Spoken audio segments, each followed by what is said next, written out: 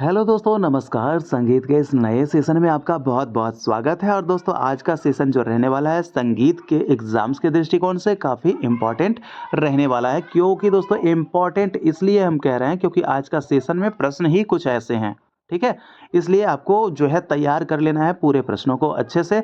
तो अंत तक दोस्तों देखकर एक-एक प्रश्न को अच्छे से आप लोग याद कर लीजिए। अगर याद है तो आप उसका जवाब दे दें चलिए कमेंट बॉक्स में, क्योंकि ये बहुत अच्छा याद करने का, याद रखने का, लंबे दिन तक टिकाने का बहुत अच्छा तरीका है। तो दोस्तों ऐसा करने से आप लोग कभी भूलेंगे भी नहीं, ठीक है? ये चीज़ तो आप लोग याद कर लीजिए। चलिए हम प्रश्नों को हम देखना शुरू करेंगे, लेकिन उससे तो दोस्तों आपसे पहले खास छोटी-सी रिक्वेस्ट है कि अगर आप चैनल पे नए हैं या पुराने हैं, सब्सक्राइब नहीं किए हैं, तो सब्सक्राइब करके दोस्त नोटिफ़िकेशन को ऑल पे सेट कर लीजिएगा, ठीक है?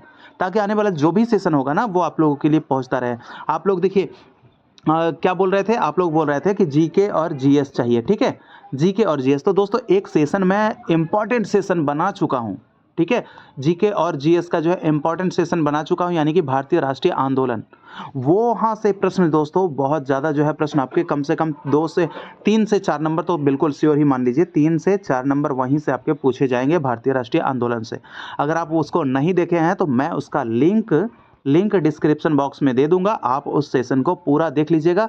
स्टोरी टाइप आपको बिल्कुल पूरा याद हो जाएगा, ठीक है? स्टोरी टाइप उसमें आप लोग देखकर बस देखते-देखते ही याद हो जाना है दोस्तों। उसमें कुछ इतना खास मैं बनाया हूँ आप लोगों के लिए, ठीक है? चलिए अब देखते हैं यहाँ संगीत के प्रश्न को। यहाँ पे क्या है? राग रागनी पद्धति की अंतर्हित संकल्पना का संकेत निम्नलिखित में से कौन सा है? दोस्तों ये राग रागनी जब बनी थी तो जैसे जिस तरह से एक परिवार में रहते हैं ना, पुरुष भी रहते हैं, महिला भी रहते हैं, बच्चे बूढ़े सब क्या क्या किया गया, सबका कैटेगरी बांट दिया गया। तो इसी तरह से ये राग रागनी भी कैटेगरी वाइज था। तो ये किस आधार पर? तो ये पारिवारिक पद्धति के आधार पर रखा गया था, ठीक है? चलिए आगे देखते हैं। अगला हमारा प्रश्न क्या है कि निम्नलिखित में से कौन सी थाट राग जोड़ी समान नहीं है? यानी थाट राग की जोड़ी समान नहीं है, यानी कि जिसका थाट यानी कि कौन से थाट से किसका जो उत्पत्ति हुआ है सब सही है, बाकी इसमें से कौन जो है एक गलत है, कौन सा समान नहीं है। तो इसका जवाब क्या हो जाएगा? इसका जवाब हो जाएगा दोस्तों यहाँ पे डायरेक्ट बताऊं तो दरबारी कान्हड़ा। क्योंकि दरबारी कान्हड़ा काफी से नहीं, ये आपका आसावरी से होता है, ठीक है? आसावरी से ही होता है, जौनपुरी का है, दरबारी कान्हड़ा का है, ठीक है? तो ये सब चीज़ें याद रखना है। देखिए काफ़ी की अगर बात कर लेंगे तो काफ़ी में क्या हो जाता है, काफ़ी से कौन-कौन सा? तो ये आपका सूहा कान्हड़ा हो गया, फिर आपके नाइकी कान्हड़ा हो गया, तो ये सब उसी अंग के हैं, उसी से निकलते हैं। लेकिन दरबारी कान्हड़ा आसावरी से है, ठीक है?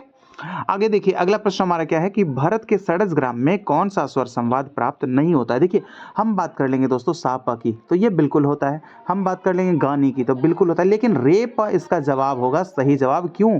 क्योंकि यहाँ पे नहीं पूछ रहा है तो यही आपका नहीं होता है, ठीक है? यही आपका जो है षड्ज ग्राम से स्वर संवाद प्राप्त नहीं होता है। क्योंकि देखिए आप लिखिए यहाँ पे सा रे, तो रे के बाद ग म और प, तो ये आपका रे और प में कितनी दूरी है? तो बस कितनी श्रुति की दूरी है? तो भाई ये ऐसा नहीं होता है, 3 से ये 4 से 5 स्वरों की दूरी होनी चाहिए। तो ये आपका क्या ग और म जो है इसमें 2 ही स्वरों की दूरी हो जाएगी, यानी कि ये तीसरी पे दिख रही है, तो ये आपका स्वर संवाद गलत है, ये प्राप्त नहीं होता है, ठीक है? वैसे आपका प्रधान जो होता है षड्ज ग्राम में सापा स्वर प्रधान होता है, और मध्यम ग्राम में आपका कौन सा? सामा स्वर प्रधान होता है, ठीक है? सामा स्वर अंतर होता है। चलिए आगे देख लीजिए। अगला प्रश्न हमारा क्या है कि अंतर्गंधार व काकली निषाद से युक्त मूर्छना को क्या कहते हैं? तो अंतर्गंधार और काकली निषाद युक्त मूर्छना को क्या कहेंगे? इसको क्या कहेंगे? इसको कहेंगे दोस्तों यहाँ पे क्या होता है? यहाँ पे अंतर्गंधार होता है, अंतर्गा, और काकली निषाद, ठीक है? तो ये आपका जवाब हो जाएगा साधारणीकृता। ये साधारणीकृता जो मूर्छना है ये मूर्छना के एक प्रकार है, और मूर्छना के कुल कितने प्रकार? मूर्छना के 4 प्रकार माने जाते हैं, जिसमें कि आपका सांतरा, काकली, अंतरकाकली और साधारणीकृता, ये 4 प्रकार के मूर्छनाओं के प्रकार हैं, ठीक है? तो कौन सा हुआ? अंतर्गंधार और काकली निषाद। ये प्रश्न इंपॉर्टेंट है, ये पूछे जाते हैं इसलिए आपको याद रखना है। तो साधारणीकृता। आगे देखिए अगला प्रश्न हमारा क्या पूछ रहा है कि मेल राग वर्गीकरण की अवधारणा किस युग में आई? युग, अगर हम प्राचीन युग की अगर हम बात करेंगे तो प्राचीन युग यानी कि पहले के जो समय था तो वहाँ पे क्या होता था? जाति गायन हुआ करता था। प्रश्न बनते हैं ना कि भरत काल में किस गायन का प्रचलन था? तो जाति गायन का प्रचलन था। तो ये ऐसे प्रश्न बनते हैं। तो मेल राग जो है किस युग की अवधारणा है? तो ये आपके मध्य युग की अवधारणा है, क्योंकि मध्य युग में जो भी आपके जैसे कि मान लीजिए माधवाचार्य हुए, फिर आपके कह लीजिए वेंकटमुखी जी हुए, तो इन्हीं लोगों की जो है ये सब अवधारणा है और यही सब जो है आपके मध्य युग में हुआ है। तो मेल राग वर्गीकरण की अवधारणा मध्यकाल में। चलिए अब देख लेते हैं यहाँ पे छठा नंबर का जो प्रश्न है कि क्या पूछ रहा है कि कल्याण मेल जन्य दोनों मध्यम, यहाँ पे मध्य से मध्यम याद म लगा लीजिएगा उसमें, ठीक है। तो दोनों मध्यम यानी कि शुद्ध मध्यम और तीव्र मध्यम, तो दोनों मध्यम जो है, और थाट कौन सा होना चाहिए आपका कल्याण, और उससे जन्य जो राग हैं उस राग में दोनों मध्यम यानी कि दोनों मध्यम का क्या विवादी स्वर के नाते कोमल कोमल निषाद का प्रयोग, यानी दोनों मध्यम युक्त रागों में, और इसमें क्या करना है कोमल निषाद का प्रयोग विवादी स्वर के नाते करेंगे। तो कहाँ पे करेंगे, आरोह में, अवरोह में, या आरोह अवरोह दोनों में। तो ठीक है, समझ पाए प्रश्न को। तो यहाँ पे जो आपका निषाद जो है आपका कोमल निषाद का जो प्रयोग होगा विवादी के तौर पर दोनों मध्यम वाले युक्त राग में, वो भी कल्याण थाट जन्य का, तो वो आपके अवरोह में होगा। ठीक है, वो कहाँ होगा, अवरोह में होगा। चलिए आगे देखिए, अगला प्रश्न हमारा क्या है कि हिंदुस्तानी संगीत पद्धति में काफी थाट जन्य रागों के कितने रागांगों के अंतर्गत विभाजित किया गया है। देखिए जन्य राग कैसा, राग जो होना चाहिए वो काफी थाट का होना चाहिए। ठीक है, काफी थाट का जन्य राग होना चाहिए। और इसमें क्या है कि इसको कि कितने रागांगों के अंतर्गत विभाजित किया गया है, प्रश्न यही है दोस्तों। इसका जवाब हो जाएगा ऑप्शन नंबर सी, यानी कि 5 रागांगों के अंतर्गत विभाजित किया गया है काफी थाट जन्य रागों को। ठीक है, आगे देख लेते हैं अगला हमारा प्रश्न क्या पूछ रहा है। 8वां नंबर प्रश्न है कि रागों के समय सिद्धांत के अनुसार भारतीय रागों को कितने वर्गों में विभाजित किया गया है। तो समय सिद्धांत के अनुसार अगर रागों की अगर हम बात कर लेंगे तो एक इसमें आपका हो जाता है शुद्ध राग, एक आपका हो जाता है छाया लग, और एक आपका हो जाता है संकीर्ण। ठीक है, संकीर्ण राग। तो ये आपके इसके आधार पे जो है कितने, तो आपके हो गए 3 प्रकार के जो है आपके रागों के वर्गों में विभाजित किया गया है, यानी 3 वर्ग में विभाजित किए गए हैं। और ये आपके 3 प्रकार के राग बने, कौन कौन से, एक शुद्ध राग, छायालग राग और संकीर्ण राग। ठीक है, आगे देखिए अगला प्रश्न है कि निम्न में से कौन सा राग बिलावल थाट से है। तो बिलावल थाट के अगर रागों की अगर हम बात कर लेंगे तो बिलावल थाट से आपका देशकर माना जाता है, क्योंकि केदार जो है आपका ये कल्याण थाट से उत्पन्न राग माना जाता है, और रामकली आपका भैरव थाट से उत्पन्न माना जाता है। ठीक है, चलिए आगे देख लेते हैं अगला प्रश्न क्या है कि 2 रागों का मिश्रण क्या कहलाता है। देखिए 2 राग, एक राग ये है, एक राग ये है। ठीक है, एक राग ये है, तो 2 रागों को क्या किए, मिश्रण, यानी मिश्र कर दिए। ये इतना ये आपका हिस्सा मिल रहा है ना, तो अगर मिश्रण कर दिए तो इसमें क्या है कि एक से दूसरे की छाया लग रही है, और इसकी छाया इसमें और इसकी छाया इसमें, तो ये आपका क्या होगा, ये आपका छाया लग राग हो जाएगा, क्योंकि यहाँ पे 2 ही राग है। ठीक है, एक ये है और एक ये है। अगर 2 से ज़्यादा रहता तो 2 से ज़्यादा अगर राग का छाया लगता तो क्या वो राग होता, वो कौन सा राग होता, तो वो राग कहलाता संकीर्ण। लेकिन यहाँ पे राग कितने हैं, यहाँ पे राग 2 ही है, एक आपका ये है और एक आपका ये, तो इसकी छाया ही पड़ रही है, तो ये आपकी केवल छाया लग राग कहलाएगी। आगे देखिए अगला प्रश्न है कि निम्नलिखित में से कौन सा मेल बिलावल थाट के समान है। यानी कि दोस्तों बिलावल थाट यानी कि जो हम आपको बताए थे इसके पिछले वाले जो सेशन में कि यानी कि कौन से थाट से कौन किस थाट को वहाँ किस नाम से जाना जाता है कर्नाटक संगीत पद्धति में। तो अगर नहीं देखे हैं तो उसका भी लिंक जो है हम डिस्क्रिप्शन बॉक्स में दे देंगे, और साथ ही साथ आपको भारतीय राष्ट्रीय आंदोलन का जो 40 नंबर वाला जो पूछा जाता है जीके जीएस के लिए, उसका भी आप लोग को डिस्क्रिप्शन बॉक्स में लिंक मिल जाएगा, तो वो भी आप लोग वहाँ से जाकर देख लीजिएगा। ठीक है, तो देखिए यहाँ पे क्या पूछ रहा है कि बिलावल थाट के समान कौन सा राग है। तो देखिए बिलावल थाट के समान अगर हम बात कर लेंगे तो धीर शंकराभरण। ठीक है, वहाँ पे उसको किस नाम से जाना जाता है, धीर शंकराभरण। और ये बिलावल जो है हमारे हिंदुस्तानी संगीत पद्धति में शुद्ध राग है, यानी इसमें सारे स्वर शुद्ध लगते हैं, शुद्ध थाट है। लेकिन पहले कौन सा शुद्ध थाट था, पहले काफी को शुद्ध थाट माना जाता था। ठीक है, और यही काफी षड्ज ग्राम के समान माना जाता है। ठीक है, देखिए अब यहाँ पे प्रश्न क्या पूछ रहा है, यहाँ पे ये तो आपका ये हो गया हरि काम भोजी, ये इसको क्या कहते हैं, इसको कहते हैं खमाज। हमारे यहाँ का खमाज है और वहाँ इसको हरि काम भोजी के नाम से जाना जाता है। ये देखिए खरहर प्रिया वहाँ का है कर्नाटक का, हमारे यहाँ का क्या हो जाएगा काफी। इस काफी को खरहर प्रिया के नाम से जानते हैं कर्नाटकी में, और बिलावल को धीरभरण शंकरा के नाम से जानते हैं कर्नाटकी संगीत पद्धति में। आगे देखिए अगला प्रश्न हमारा क्या है कि आर सभी नाम है किसका। देखिए आपको मैं बता दूं कि यहाँ पे क्या होता है, साड़वी, आर सभी, गंधारी,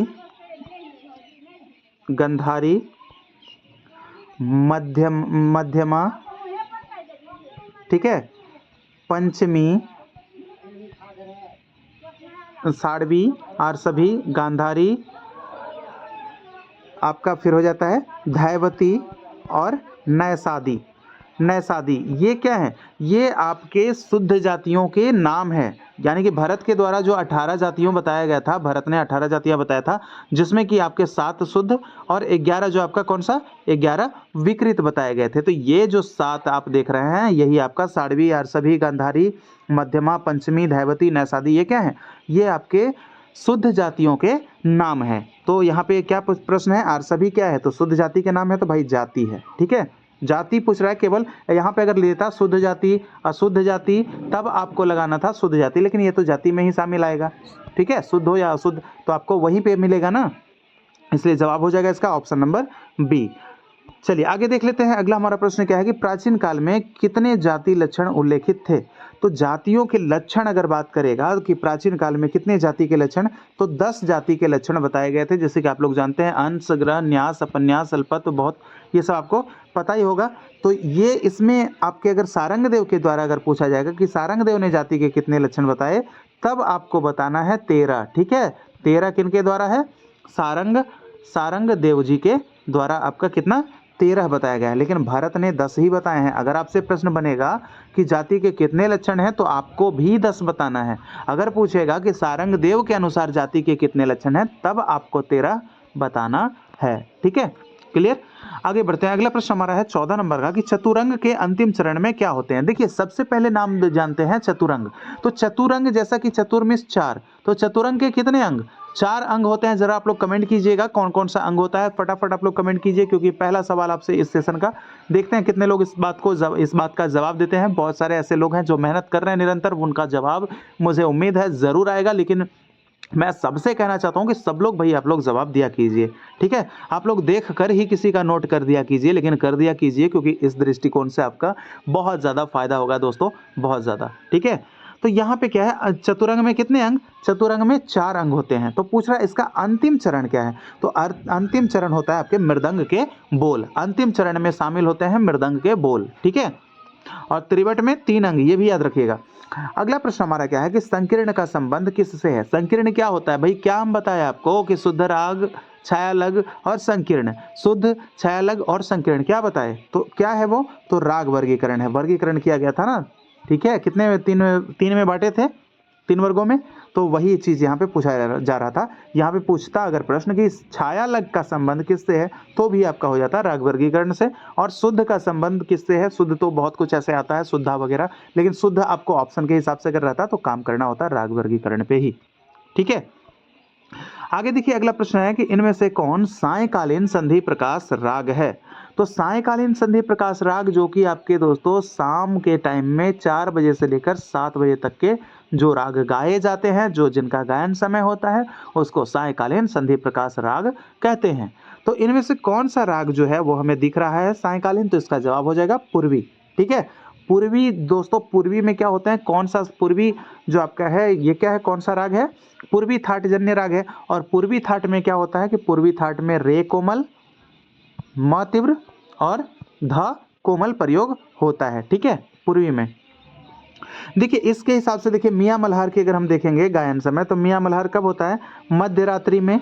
मध्य रात्रि में इसमें क्या होता है? दोनों नी का प्रयोग होता है, दोनों निषाद का प्रयोग होता है, एक कोमल भी और एक शुद्ध भी। अगर हम भैरवी की बात करेंगे तो ये प्रातःकालीन संधि प्रकाश राग है। प्रातःकालीन संधि प्रकाश राग है भैरवी। ठीक है, तो इसलिए ये आपका नहीं होगा, सायकालीन आपका पूर्वी हो जाएगा। चलिए आगे देखिए अगला प्रश्न हमारा क्या पूछ रहा है, प्रमुख राग के वर्णन के बाद कौन सा राग संगीत गायन को पूर्ण करने के लिए उपयुक्त होगा?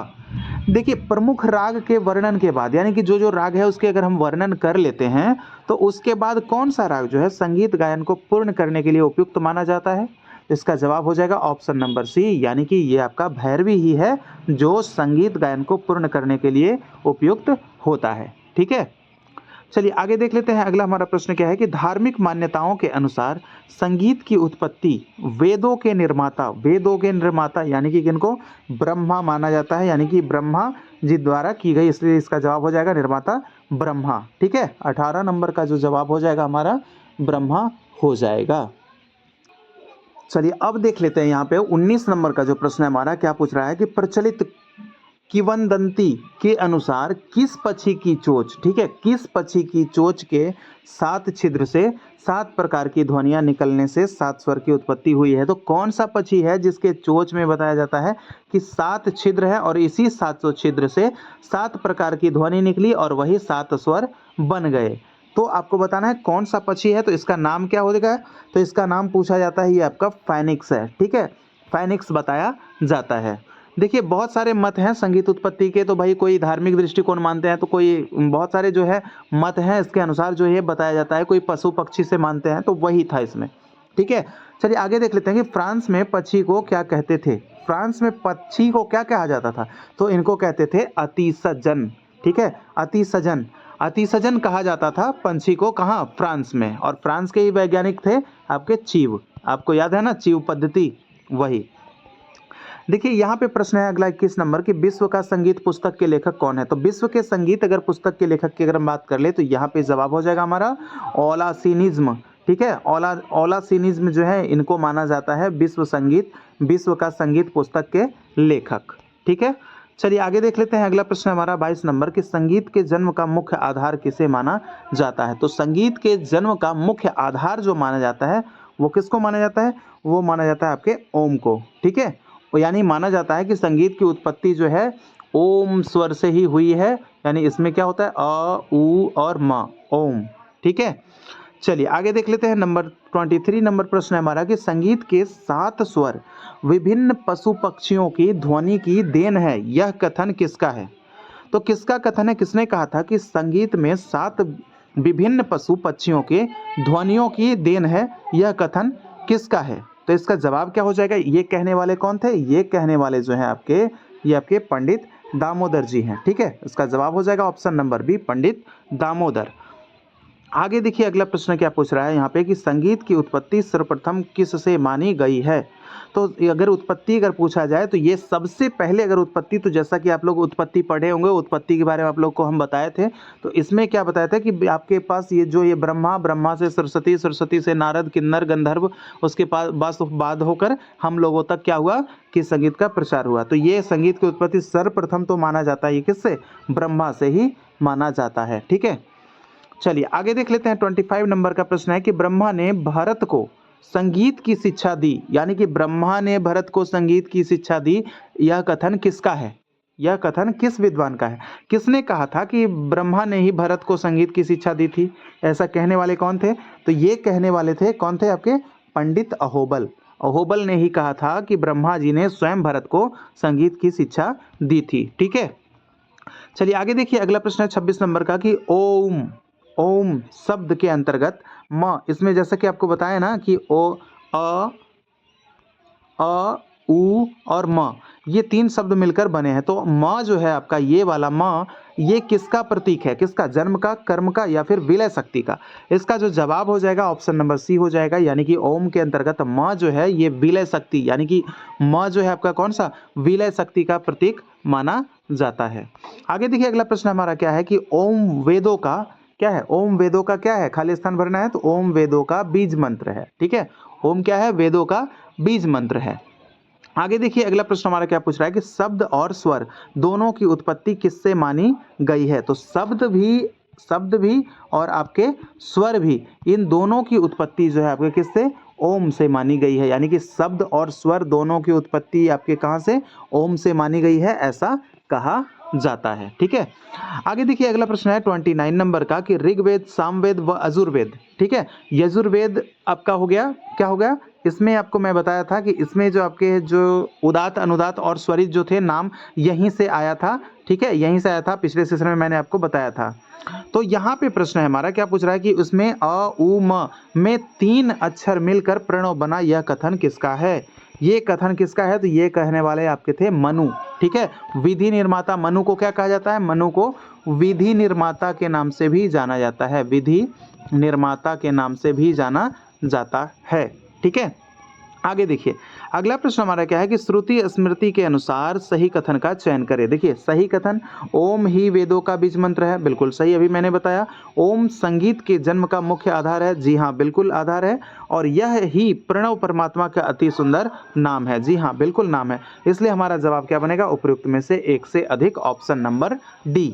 ठीक है, तो दोस्तों ये थे आज आपके 30 प्रश्न जो कि आपके एग्जाम्स के दृष्टिकोण से काफ़ी महत्वपूर्ण थे। और आप लोग जीके जीएस का भी सेशन जो है देख लीजिएगा, आपको डिस्क्रिप्शन बॉक्स में सभी का लिंक मिल जाएगा, आप लोग वहाँ पे चेक कर लीजिएगा। ठीक है, तो चलिए मुझे फटाफट कमेंट कीजिए कमेंट बॉक्स में कि आज का सेशन आप लोगों को कैसा लगा। और हम मिलेंगे आपसे अगले सेशन में, जब तक के लिए इजाज़त चाहते हैं। जय हिंद, जय भारत।